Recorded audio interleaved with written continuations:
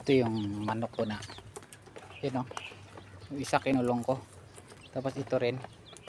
Kinulong ko din to. Pangalawang araw na ngayon to. Inobserbahan ko kasi. Yan o. Yung isa namatay na. Ilang sunod-sunod na silang namamatay. Ito naman. Pinainom ko ng antibiotics, no. Vitamins, tsaka Primoxil, tsaka Sulfar. Sinabay-sabay ko na. Yan o.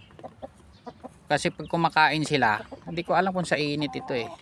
Pag kumakain sila, disoriented sila.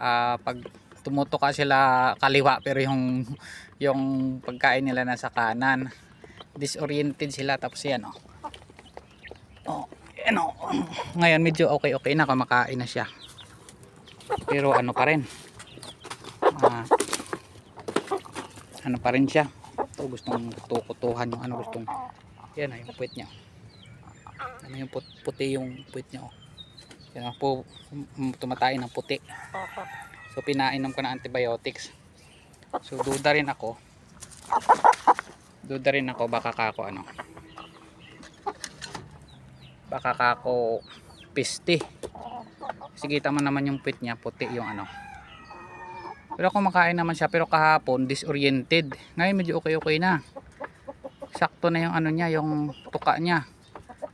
Pinainom ko ng antibiotics, dinamihan ko yung antibiotics. Kasi ilang ano na eh, 3 manok na yung ano, yung namamatay ng ganon. Hindi namin napapansin. Bigla na lang nahihilo. Siguro sa init siguro to o ano. Pero ito, yun oh, napansin ko yung pit niya, puti yung tae. Antibiotics ginamit ko. So update na lang.